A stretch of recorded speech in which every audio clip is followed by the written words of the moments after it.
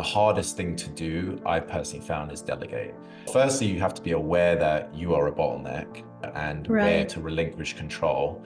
That's not easy for most people, especially when you've put like blood, sweat, tears, hours, money, years of experience into starting something, and then now it's your brand. Like Samson Rose is literally my middle name and my daughter's middle name squished together. So it's like they're my names in there. How do you give that to someone else? But then you get to a point where you're like, if I need to do all of these things, if I map out everything that I need to do, figuring out like what you should be delegating is the first step. And being okay with letting go at a certain level, I think that's step one. Hey everyone, welcome to another episode of the Master Delegator podcast. Today I had a chance to talk to Greg Toroosian. Greg has been in the talent acquisition space for over 15 years. His experience is a mix of recruiting agencies in the UK and in the US and internal recruiting leadership. For the last 4 years, he has been self-employed via his own company, Samson Rose, where he primarily works with startups in the robotics and AI space to help them find leaders across all business units and senior engineering talent. Greg has also been an advisor to several companies over the years and provides advice to clients about their talent acquisition strategies, processes, and best practices. He is the host of the Machine Minds Show, which is a recently launched podcast, and he also does monthly As a Recruiter Talks on Fishbowl, where upwards of 1,000 listeners join. Today, we talked about how he was able to outsource an increasing amount of tasks and his ability to do a variety of things simultaneously when outsourcing instead of constantly being the business bottleneck. Greg is actually a client of SmartVAs, which is my virtual assistant agency, and I'm excited for you to hear how he delegates to my team. So stay tuned. Hello, Greg. Welcome to the Master Delegator podcast. Thank you so much for joining me, and I'm excited that you are here with me today. We're going to be talking about a lot of good things, including delegation and, of course, about your story. And, we were, I think, talking for like 15 minutes before we start recording. Yep. So it's nice getting to know you personally. So before we talk about delegation and all that kind of stuff, why don't you tell us about your story? How did you build Samson Rose? And I know you were originally from London, so that's a story I want our listeners to hear as well. So if you could please share that with us, that would be awesome. Sure, yeah, happy to. And thanks for having me on the show. And I've been talking about this for a while. I know. Yeah, I'm originally from London. I live in California now, Southern California. I've been out here for 10 and a half years, coming out, it'll be 11 years this year. I've been in the recruiting world. So Samson Rose is a recruiting business focused on the robotics and AI industries. I started the business over 4 years ago now, about 4.5 years ago, just before the pandemic. So it's like August 2019. And I've been in the recruiting world for over 15 years. And I started in the UK. I started in a recruiting agency. And that was my career up until I moved to the US. I moved with a British agency that had an office in LA. I've loved LA since I was a kid. I've got family out here. I'm in Orange County now, but I was in LA. So I've got family out here. I'd visit and I just fell in love with it. Blue skies, palm trees, big roads, big cars, everything. And I was like, this is where I need to be. But I never knew how I was going to move out there. So from like 11 years old, I was like, I have to be in LA. I just don't know how I'm going to get there. And then when this opportunity came up, obviously I jumped at it. And I'd been in the recruiting world for maybe 5 years at that point or so. Cut to me living in LA. I met my wife, we got married, etc. And I decided I wanted to go from the agency world into internal recruiting, which is something I'd always wanted to do, which for people that aren't familiar with it, when you're in a recruiting agency, you're external. So you work with various clients in a particular market, and you might have a set geography, or so I was working across the US. But when you go internal, you're part of the HR or people team. You're an internal function and you're just hiring employees for that company. And I always wanted to do that because on the agency side, you kind of feel a bit like a necessary evil. The clients, sometimes, it depends on your industry or how you built things up, but you're like, they begrudgingly work with you and you just spread yourself across different companies. So I wanted to be part of one team and one mission. So I worked my way up in the internal world. But before I started my own business, I was a director of talent acquisition. And so I built and led internal teams and decided that I decided, my wife decided now is the time to start your business because we were about to have our second child. So she's like, if you're ever going to do it, now's the time. And yeah, here I am, four Wow, and a your half years wife's very later. supportive. She is, yeah. I mean, she had a very good point. She was like, the kids they're not in school yet. We don't have all those other expenses. We're not tied to anything like location or anything just yet. And we needed to move to be close to in-laws. So she was like, you can't work at the company that you're working at right now. It's not going to be feasible. This is the best time to try it and see if it's going to work for you. And like, you can put the effort in. So yeah, if it wasn't for her encouraging it, I thought it was the worst time to start, but Right. yeah. It's COVID season during that time. It's Yeah, just be, or it's well, just before the it pandemic. was just before, yeah, we didn't Okay. know. So started the business in August, and then within 6 months, we moved house. I started a business, we moved house, we had a baby, and then it was the pandemic. So all of those things happened in the first 6 months of having the business, which was crazy. Wow. Okay. I have a question for that, but before I ask that question, um, do you did you notice any difference when it comes to recruiting talents in the UK and in the States? Yes. Different sides of it. The recruiting industry in the UK is a lot more mature. Or Mm, it's an older industry. Like the recruiting agency model kind of started there. The sales model started there. So it's very saturated. There's so many different agencies, but then also the companies, they know that they're going to get hit by agencies all the time. And there's sometimes a reluctance to use them, but they know that you have the best talent and we kind of need it. mhm. So the candidates also, I don't want to say you're a commodity, but you kind of are. Like there's lots of agencies doing it. So unless you have a really good name or niche and built up your professional standard, you probably like you're in an uphill battle. In the US, it was different. When I came over 10 years ago, it wasn't as saturated. The internal team, it was a lot more structured where Mm, recruiting was funneled through internal HR or internal recruiting teams. Um, Talent was more open to hearing about what you have, and then being a subject matter expert or industry expert, if you focus on a specific industry, people were receptive to that. So it was, I don't want to say easier, but like you could shine more with the skills that you had and knowledge that you had instead of being drowned out by the noise of bad recruiters, right. because that's the problem. If a market is saturated, it's not saturated just with great people or just with people that know what they're talking about. You've got people that are like sending terrible emails, not understanding what they're doing, spoiling candidate and client relationships, and just muddying the waters for everyone. So US was almost like it was a cleaner slate to work in. That's good to hear. Yeah. Yeah. I don't know. I can't Awesome. say it's still like that, but you know. Yeah. So let's go back to the time when you were building Samson Rose just before the pandemic. So did you quit your job immediately or you were building your business on the side?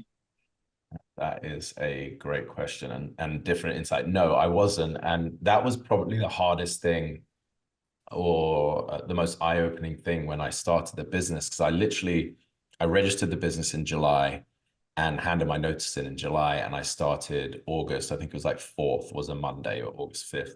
So that was like my first day working for myself. What was the biggest eye-opening thing or challenge for me was I wasn't working the recruiting agency, and I hadn't done for, at that point, I don't know, 6 years. So I the way of working where you're business developing or you have like client lists or things like that, I had none of that. I'd been part of companies for the previous 6 years. So starting on day one, I was like, wow, I've got to really dust off these cobwebs and figure out how I'm going to work again because I haven't done this for so long. The tools were all different, the style was different. So in retrospect, I probably should have built the business a little bit or gained traction, but it would have been a conflict of interest with my employer. Um, Yes. so my tactic initially to get clients on was I'm going to reach out to the people that had tried to hire me previously. So I had a few clients or a few companies that had tried to hire me as like their head of recruiting or director of talent acquisition. And I just went back to them and I said, hey, I know you wanted to hire me. I don't know if you fill that role, but I'm actually going out independently. If you need a consultant, if you've got work that you need done, if you have any roles that you need to hire, I can work fractionally. I can help you fill, spot positions. And that my first two clients came like that. Yeah. Wow. That's awesome.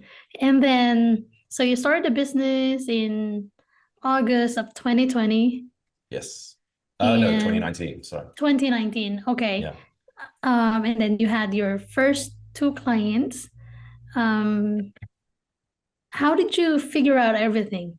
Did you just learn by experience or Yeah. YouTube? Well, because I'd been in the recruiting space for so long at that point, I was confident enough in my abilities and my knowledge that what I was offering them, I could stand behind and do. What I didn't know was how to run a business. What I didn't know Right. was now all the tools and systems and financial stuff I needed. So I was reaching out to people that I knew that had done similar. So I'd spoken at conferences previously and I was like, hey, I'm starting like people that had either hosted the panels or whatever. It's like, I'm starting out. What tools would you recommend that I need? So they would give me those. I built up like some good relationships and equity in that sense where I was just like asking for advice. And then I had friends that had started their own businesses and I was like, well, what do you use for accounting?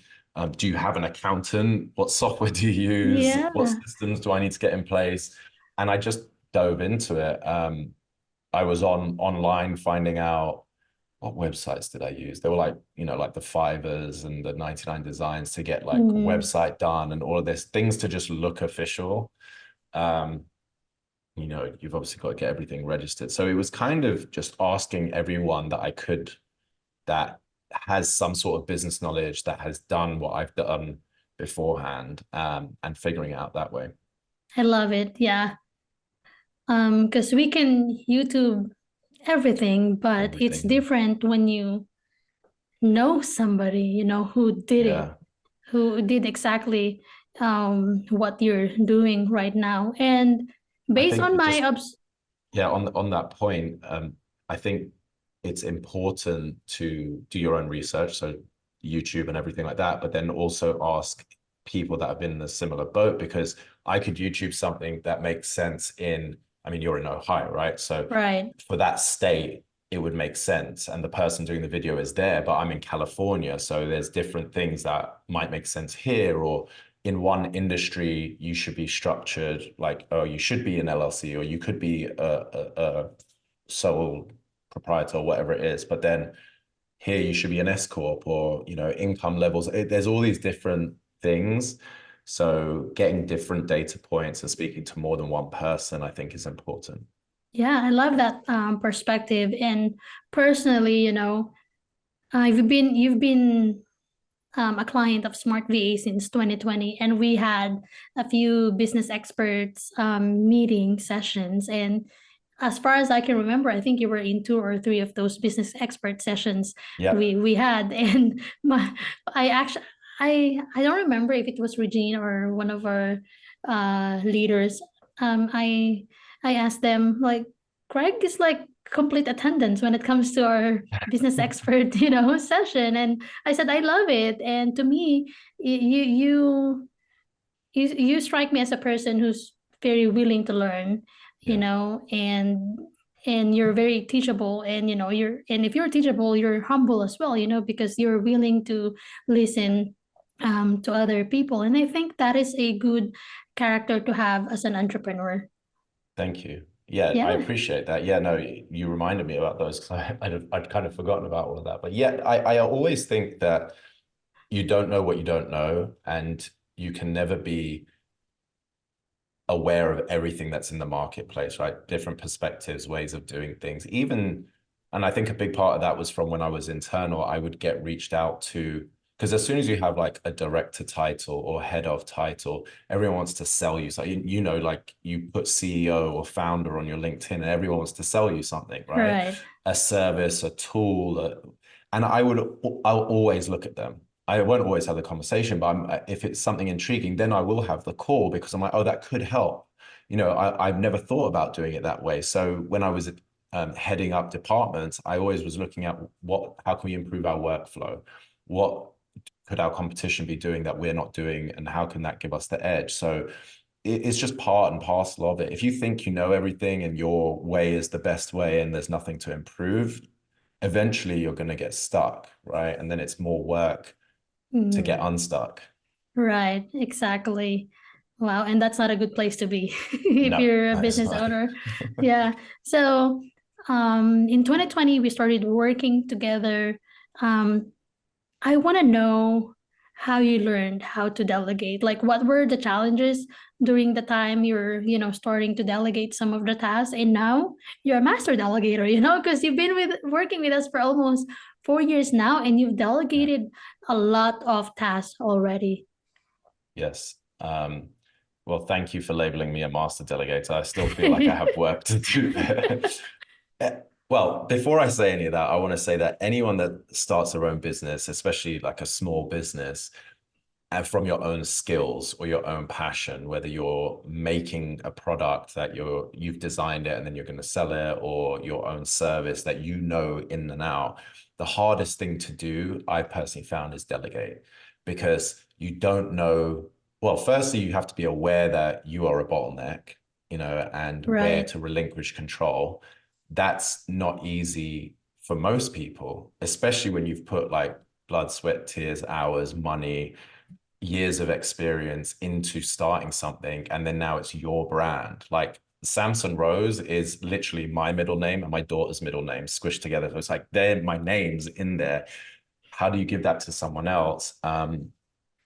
So it's not easy, but then you get to a point where you're like, if I need to do all of these things, if I map out everything that I need to do, and I think it was one of the sessions, the working sessions that you guys had, like the 4 quadrants, and what do you like to do Mm-hmm. and you're good at, and what do you like to do that you're not good at, and all of that stuff, and figuring out like what you should be delegating um, is the first step. And being okay with letting go to a certain level. I think that's step one. Step two is also being clear on what you need people to do, because um, your VAs or anyone that you delegate to, unless they are your business partner, they're just going to do what you ask or what you require, or give them that direction. Um, and then something I'm not as quick with, or something that I can improve on, is feedback and reviewing tasks. Because if you just go quiet for ages, which I've done, and then you go back and you look at it and you're like, oh, they've still been doing all the work, which is great, but then, oh, I could have given better direction throughout. So it's a learning process It is. always, I find. Yeah, because when you delegate, it's not like you're gonna delegate a one-time big type task Mhm. today. Tomorrow, the following week, after a month, after a year, you're still gonna continue delegating, Yeah, right? And you're not gonna be delegating the same task all the time. right. So probably, I mean, not for each task that you're going to delegate, but for the most of the tasks that you're going to delegate, you have to be clear with the instructions that you're gonna give to your VA. So you have to have patience as well, right? Yeah, And yeah. Are you sick and tired of being overwhelmed and afraid you'll never scale your business? Meet SmartVAs. Unlike many virtual assistant agencies that only assign one dedicated virtual assistant, we provide flexibility for growing businesses by assigning a team of experienced virtual assistants that can do different tasks to support your continuous growth. Visit smartvas.online to book a free discovery call and start growing your business.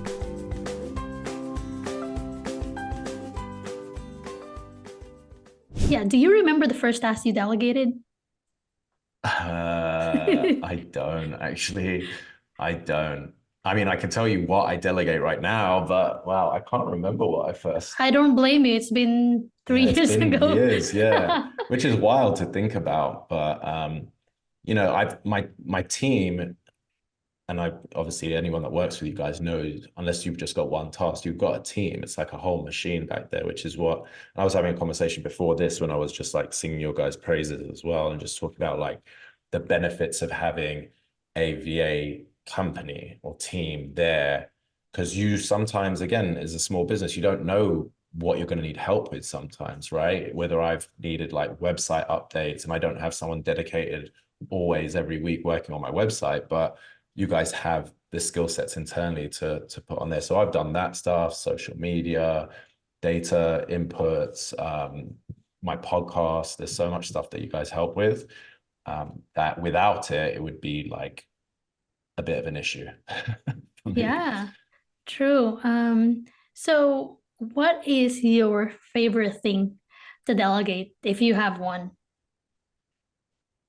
I think it's probably my podcast Your is my podcast? favorite thing to delegate. Yeah, because again, anyone who now with tools and things like that and time, and like you said, you can YouTube, you could probably figure it out yourself. But are you really going to spend 15 hours doing that one task? Whereas you've got an expert, someone that really knows what they're doing, that does it for other people. They've got the setup. They learn how you like it, and then you can start leaning on them, you know. Right. So for me, it's like that is probably and then probably my second would be social media engagement and management type of stuff, because again, everyone's got social media and knows how to post and all that stuff, but do you really want to be doing it Right. all the time? Yeah, No. exactly. Yeah. Yeah. So since you have delegated, most of it's mainly marketing, right? Most of your marketing tasks Mhm. to your VAs or some admin support as well. Um, what do you do now? What is now your day-to-day life looks like? Yeah, I'm primarily focused on I call them money-making activities. I love that. So yeah, so I focus on like client engagement and interactions, and then I work on the searches that I have. So I'm looking for candidates for the roles that I work on. So those are money-making activities in my business.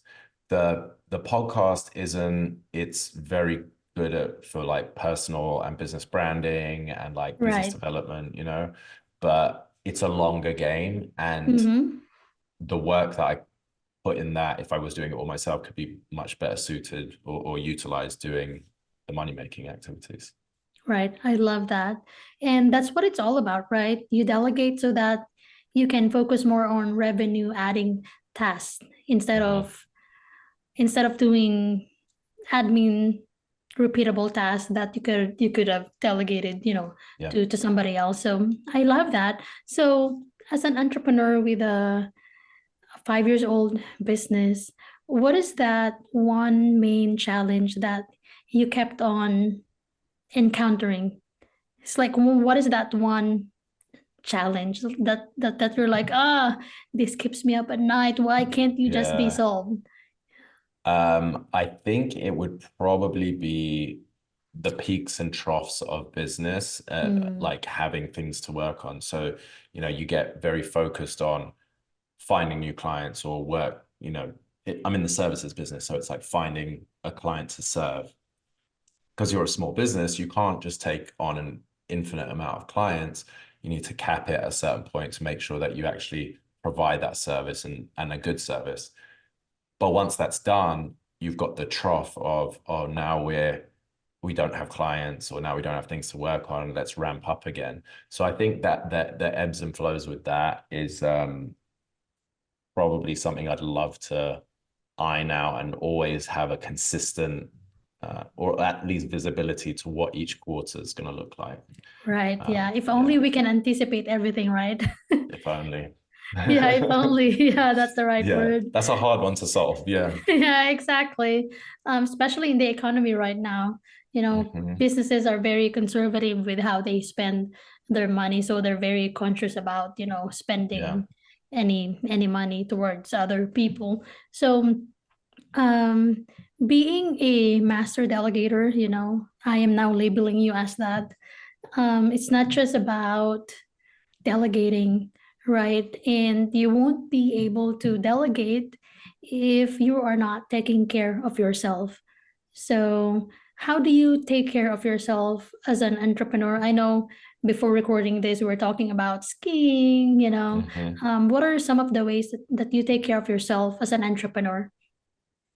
That's something else I could probably be a lot better at or more consistent at. But in my weekly wants or to-dos, exercise is a big one. So I try to exercise every day or do something active, or 6 days a week. Try to. I'll say What I'm not kind of trying. exercise do you do? I like to swim, I like to box, and go to the gym for like just weight training or body weight stuff as well. And then trying to get my steps in, which is such a big challenge. If I'm not active, if I don't go to the gym or like jump on my Peloton, getting my steps in is difficult because you're sat at your desk the whole time. So Yeah. that's probably the biggest challenge, getting steps in. I also try to do like a short meditation before I jump into work every day as well, just to like research, because I've got young kids, so I get the kids up, get breakfast ready, I like responding to emails, stuff like that. So before I jump into work, I try to have like a little reset and get some mental clarity before. All of that is a lot easier if I got to bed early and then I wake up early, so then I can get my workout in. I have a little bit of me time, some thinking time, the kids, meditation, then work. But I could be probably like most people, a lot more consistent. Outside of that, I love to travel. We love to travel as a family. So taking regular vacations or a break is also important. Right. Yeah. Because what's the point of having a business, right? If you can't enjoy it. Now that the Philippines is open to travelers since 2022, since December 2022, we've been going to the Philippines at least twice a year. And actually, we're going to go there next month on March 18, and we're going to be there until April 30. But we're going to not really stop over. We're going to go to Japan for a week, because the Philippines is close to Japan. So instead of booking a ticket from the States to Japan, which is expensive, why not go from the Philippines to Japan, so the ticket is not as expensive. So we're going to go there for like a month and 2 weeks. And normally when I go on vacation, I don't really work as much. Like I just let my team do the thing. And they don't also bother me. Like they know when I'm on vacation, they're like, oh, let's not bother Chrissy. Let's just solve this, to the best of our ability. Thank you guys, Regine and Lexi. Yeah, they're great at it. Yeah, they're so great at doing that. Yeah. But before I go on vacation, I work really, really hard. I work my butt off, but not to the point where I work more than 12 hours a day. Probably the max is 10 hours, especially this time, February, this is, or I'm only a month away before my vacation. So this month is going to be a busy month for me because I need to make sure that everything is in place, that my team will not be doing anything that I have forgotten, to do before I leave. Plus, I don't want my vacation to get interrupted. So, I think one of my realizations recently is that, yes, I go on vacation for a month and not work. But at the same time, when I work, I work. When I go on vacation, I go on vacation. Like I'm not going to waste my $3,000 ticket, just to work at a beach, if that makes sense. So I think it's just true. I think it's just a matter of like knowing yourself, and because what is freedom to me may look differently to you, Right. Mhm. So some Mhm. people, they go on a month vacation, but they still work. But that doesn't mean Right. they don't have freedom and flexibility. It's just we're built differently as Yeah, entrepreneurs. I think you can structure it. That I think is probably one of the biggest gifts of having your own business is Mm, building it how you, especially in this day and age, right? And the pandemic kind of emphasized and accelerated remote working or flexible working and things like that. Now, if you are building a business from scratch, whether it's a, online services business, a coaching business, e-commerce, whatever, you can build it in the way where you don't have to be physically there. Or mm-hmm, like you said, I know some people that just they're constantly working, but they mm-hmm, travel the world, right? mm-hmm, They're always away. They're never there. They're mm-hmm. like this week they're in Aruba, and next week they're in South America somewhere else, then they're going to Europe, but they're always plugged in and they prefer that. They're like, this is my Right. office. Mm-hmm. This is my office for the week. Um, and then there's the other people that work really hard when they're working, like yourself. And then when they vacation hard as well. I mean, you'll just do emails here and there. Right. But I Yeah. mean, you're never going to fully turn off, right? But you can Exactly. just glance at it and be like, okay, that's not a fire that I need to be involved with. So I think that's the blessing now, and going into it with that mindset of, and I think for the people around you as well, setting that expectation, whether it's your spouse or your kids or friends or family, like when I'm working, this is my working, or when I'm not working, this is what it's like. And or even your staff, like you said, I'm contactable all the time unless I'm not, and then don't Right. contact me. Exactly. Yeah. Well, and yeah, I mean, the reason I asked about, all that kind of stuff is because, as entrepreneurs, we need to enjoy life. Like we didn't want to have a boss, but if we're in the business and we're not able to do the things we want to do, then what's the point? Might Yeah. as well, at least if you're employed by somebody, you have like 12 days of vacation or maybe more than that, right? Yeah, And if you're sick, you can just call your boss and say, hey, I'm not feeling well today. But if you have a business, right, sometimes you gotta work, you gotta you've got to really work. push. Yeah. And so that's why it's important that you find balance between work and play, because For it's sure. really, really important. So I'm glad that you take the time to travel with your family. So in terms of delegation, what is one thing that you are still struggling with? Um, Apart from my quicker feedback to tasks, I would say delegating more. I Mm, think to delegate effectively, you need to carve out the time to make either document it or have a process for what you want to delegate. Because I think sometimes, or I'll speak for me at least, it's more of like a daunting task to think through what I need to do or how to do it than me just and instead saying, you know what, I'll just do it myself. Whereas if I'd carved out like an hour and put it all like pen to paper or wrote a document or even like, use a Loom video or whatever to mm, record what I'm doing, then at least I can hand that off to someone.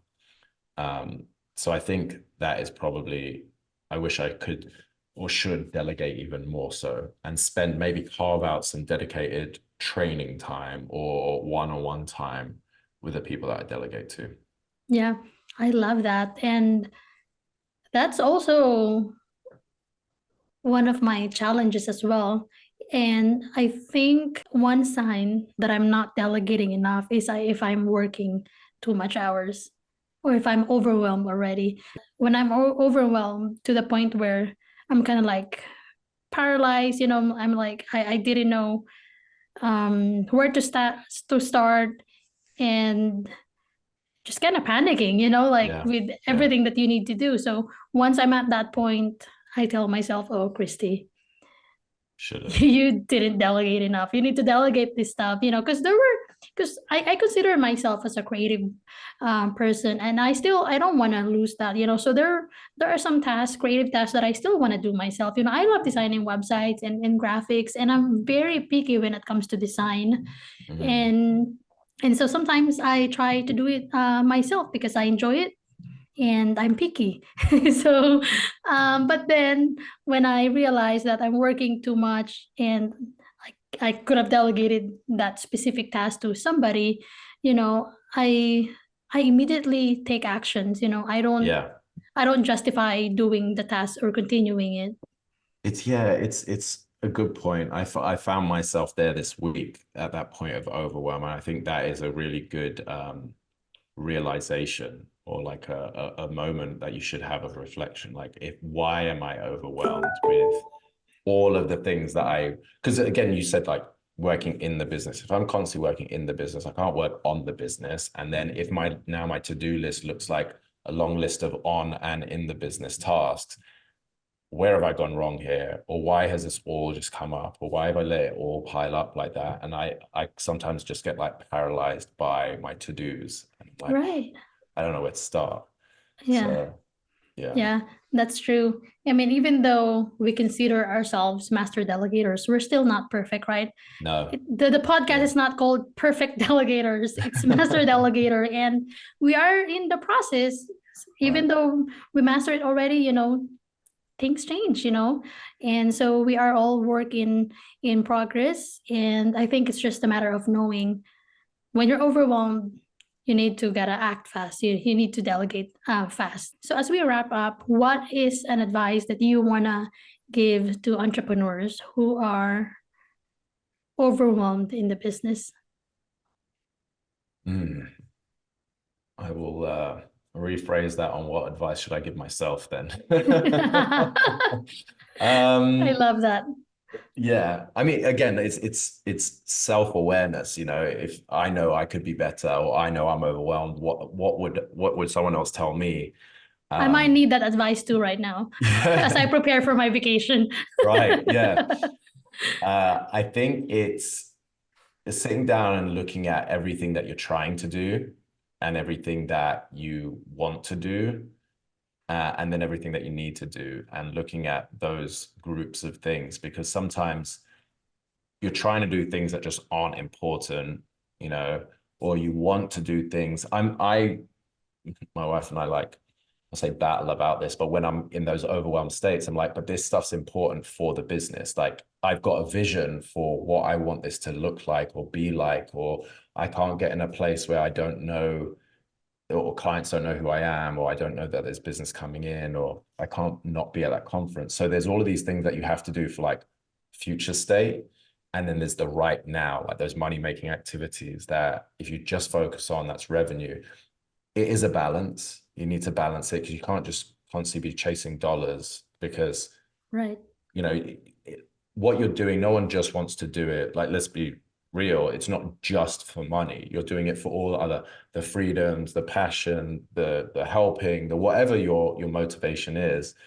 So I would lay out all of those things and then try to prioritize what in your first chunk of time, whether that's this week or month or this quarter, you need to action. And then the whole point of this podcast is delegation, right? What can you really delegate? And then be clear about how you want to delegate it. Because some of the stuff, I look at my list and it's right down here, and I've got like my first bucket, my second bucket. And some of that is like, I could, and I should, and I will delegate, but I need to understand what I'm delegating first, because some of it is new, it's a new tool or a new blog thing that I want to do, or some sort of marketing task, but I can't delegate something I have no idea about that's been introduced Right. to me brand new. So I have to carve out the time to learn it and understand it before I can delegate it. So if you want to do it and you want to do it properly, allocate that time, and then just know it's like setting up automation. If you put in the front work, it's going to make it so much easier later on. Same with delegation. So that's a long answer, but I hope I the love gist it. of it came out. Yeah, I love it. I love that. Yeah, and I love the part where you said, if it's something new, you can't delegate it immediately. You have to learn how to do it so that you can make, Yeah. better instructions to your team, and you can set them up for success. So I love that. That's a good insight. But yeah, thank you so much for your time today, Greg. I feel like we can talk all day about personal life, professional life. I can talk skiing all the time and delegating. Right. We could talk about delegation while skiing. Yeah, up on the ski lift. Maybe we'll set up another podcast for that then. Yes, exactly. Where can people find you online? LinkedIn, you can find me. My name's Greg Toroosian. I'm sure my name will be on here somewhere. I'm very responsible on LinkedIn. My Instagram, which is for the podcast and business, is Machine Minds Show. You can find that on my LinkedIn as well. And the company website, samsonrose.com. But yeah, I'm very active on LinkedIn. So feel free to connect and reach out. Awesome. Thank you so much for your time. Thank you. I appreciate it.